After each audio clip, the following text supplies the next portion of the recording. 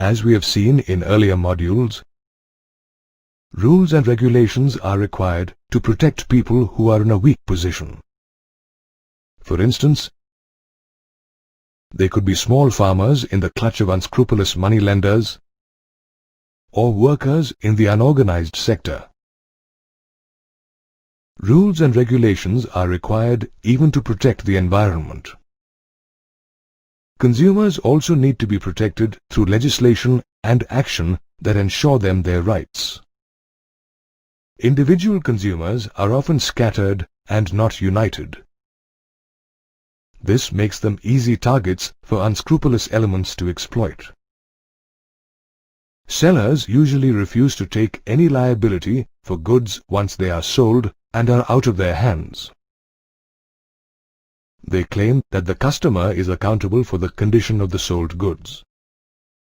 Consumers also get cheated when shopkeepers use incorrect weights and measures, put extra charges in the bill, adulterate the foodstuff that they intend to sell, sell defective goods, or sell goods whose expiry dates have passed. While traders and shopkeepers exploit consumers in a small fashion, big producers like MNCs can dominate sections of the market. From their powerful position, big companies can manipulate consumers who are individual, scattered, and make small purchases. For instance, such companies have huge advertisement budgets that they can use to give out misleading information about their products. All these malpractices and many more made a strong case for a consumer protection movement to rise and represent the rights of consumers. Thus, the consumer movement was born out of consumer dissatisfaction due to the restrictive and unfair trade practices being indulged in by producers or sellers. Initially, there were no rules and regulations against the malpractices of manufacturers and sellers. If customers were not pleased with a product, often all they could do was to boycott that brand or shop and buy another one, or shop elsewhere, or do both. All the exploitation at the hands of the sellers and the big producers made a strong case for the consumers to unite and protect their rights. Specifically, in the post-independence period in India, there were artificial food shortages. Shopkeepers hoarded and then sold the same goods for very high prices in the black market. They also adulterated edible oil and food items to earn huge profits. To counter such blatant misuse, some consumers took the first steps towards forming a consumers' forum in the 1960s. Until the 1970s, the role of the consumer movement was limited to exhibiting how consumers could be duped and writing in magazines and papers about consumers' rights. Slowly, consumer groups were formed which delved into the mismanagement of funds and appropriation of products that were meant for ration shops. They also demonstrated against the terrible overcrowding in public buses, and so on. In this manner, the consumer movement slowly grew to become a powerful one, able to put pressure on big producers and companies. Internationally, the movement got a boost from the UN guidelines for consumer protection, which were formulated in 1985. Today, it has about 240 organizations under it and covers 100 countries. In India, the enactment of the Consumer Protection Act of 1986 boosted the movement. This act is more commonly known as COPRA. However, by itself, Government legislation is not enough to uphold the position of consumers. Consumers themselves have to come forward and fight for their rights in consumer forums and courts. We will learn about this in the subsequent modules. Largely due to the efforts of the consumer movement and government legislation, consumers have certain rights that they can exercise. Consumer rights include the right to safety, the right to be informed, the right to choose, the right to seek redress, and the right to represent in consumer courts.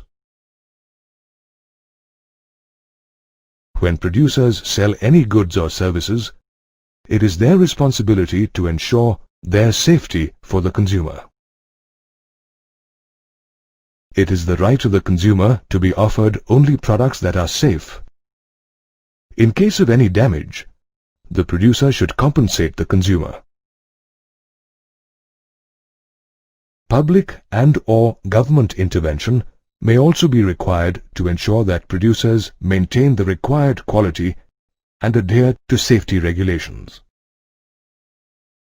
Another right is the right of consumers to be informed about the goods and services that they buy. Producers must always provide, and the consumers should always look for details on packed commodities, which include price, ingredients, batch number, expiry dates, and manufacturer's address. Certain medicinal drugs need to be handled with care. Their packing must have directions about usage printed on them. Any side effects or risk to potential users must also be mentioned. Hence, consumers have the right to be informed about the goods and services that they purchase. In case of any misleading information, they can initiate action against shopkeepers who sell expired foodstuff or medicines, demand that goods be sold within the maximum retail price or MRP mentioned on the label, and so on. The right to be informed got a boost from the Right to Information Act, or RTI, which was passed by the Parliament in 2005. It gives citizens the right to know about the functioning of any government department. All consumers also possess the right to select or choose any product that they wish to buy. They have the right to continue and terminate any service. In case of a midterm termination, they have the right to be refunded the remaining amount of charges.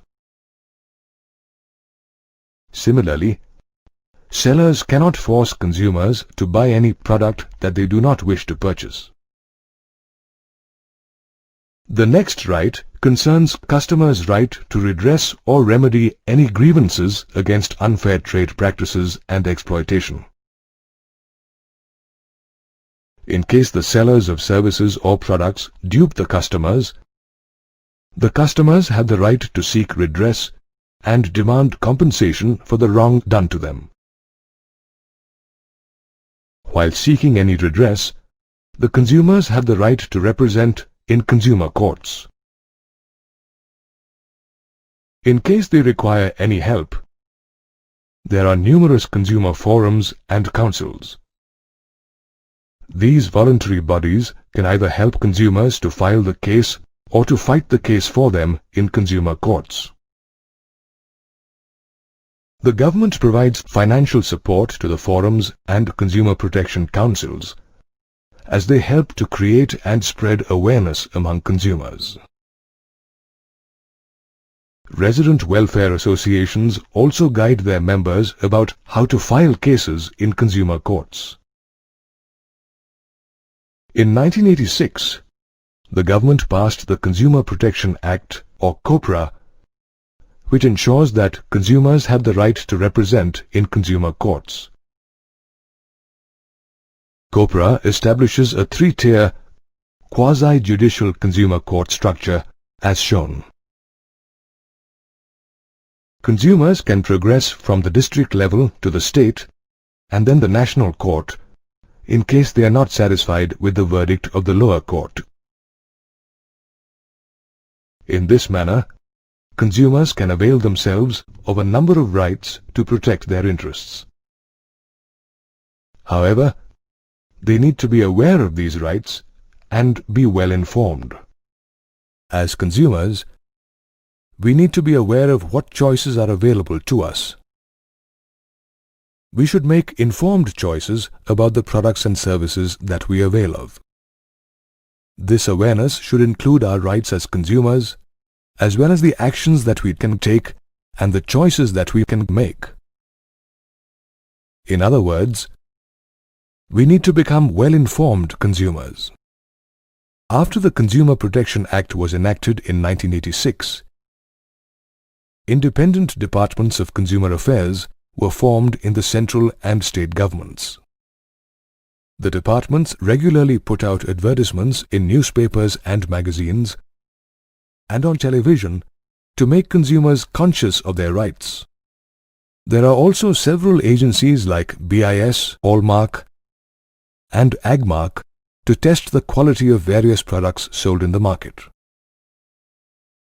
Only products that pass the test of quality are certified. Consumers should only buy certified products.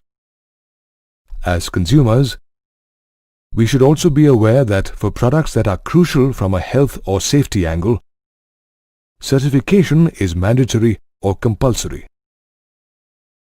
Since the 24th of December 1986, when the COPRA was legislated, the consumer movement has made many strides.